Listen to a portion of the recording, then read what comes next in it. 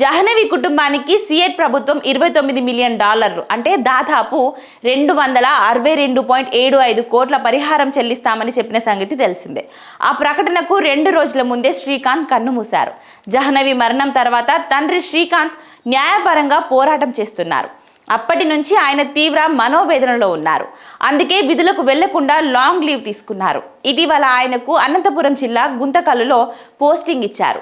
ఈ క్రమంలో ఆయన విధుల్లో చేరేందుకు గుంతకల్లు వెళ్లారు. అక్కడే రైల్వే స్టేషన్లో దిగి ఆటో వెళుతున్నారు. అయితే ఆ సమయంలో గుండెపోటు రావడంతో ప్రాణాలు కోల్పోయారు. జహనవి మరణం తర్వాత తండ్రి శ్రీకాంత్ మనోవేదనతో ఉన్నారని కుటుంబ సభ్యులు చెప్తున్నారు. చివరికి జహనవి మరణంపై న్యాయ పోరాటం తర్వాత పరిహారం ఇచ్చారనే విషయం తెలియకుండానే ప్రాణాలు కోల్పోవడం విషాదకరం. అయితే జహనవికి చెల్లెలు కూడా ఉందని తెలిపారు కుటుంబ సభ్యులు. జహనవి కుటుంబ సభ్యులకు అమెరికా అధికారుల నుంచి సమాచారం వచ్చింది.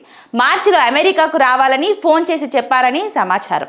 ఇక కర్నూలు జిల్లా ఆధునికి చెందిన శ్రీకాంత్ హెడ్ కానిస్టేబుల్ గా పనిచేస్తున్నారు. ఆయన భార్య పేరు విజయలక్ష్మి. ఈ దంపతులకు జహనవితో పాటు మరో కుమార్తె కూడా ఉంది. పెద్ద కుమార్తె అయిన జహనవి ఉన్నత చదువుల కోసం 2021లో అమెరికాలోని సియెట్కి వెళ్లారు. అక్కడ నార్త్ ఈస్టర్న్ యూనివర్సిటీలో ఎంఎస్లో చేరారు. జహనవి 2023 జనవరి 23న అర్ధరాత్రి రోడ్డు దాటుతున్న సమయంలో పోలీస్ పాట్రోలింగ్ వాహనం ఆమెను ఢీకొట్టింది.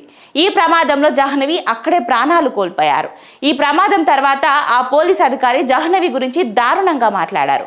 ఆమె మరణానికి విలువ లేదన్నట్లు వ్యాఖ్యలు చేశారు. అయితే అప్పటి నుంచి జహనవి తండ్రి న్యాయ పోరాటం కొనసాగింది. అలాగే తెలుగు సంఘాలు కూడా ఆ కుటుంబానికి అండగా నిలిచాయి. తాజాగా జహనవి కుటుంబానికి $29 మిలియన్ సుమారు 262.75 కోట్ల పరిహారం చెల్లించాలని అక్కడి ప్రభుత్వం నిర్ణయించింది. అయితే ఈ పరిహారం ప్రకటించడానికి ముందే జహనవి తండ్రి చనిపోవడం కుటుంబంలో తీవ్ర విషాదాన్ని నింపింది.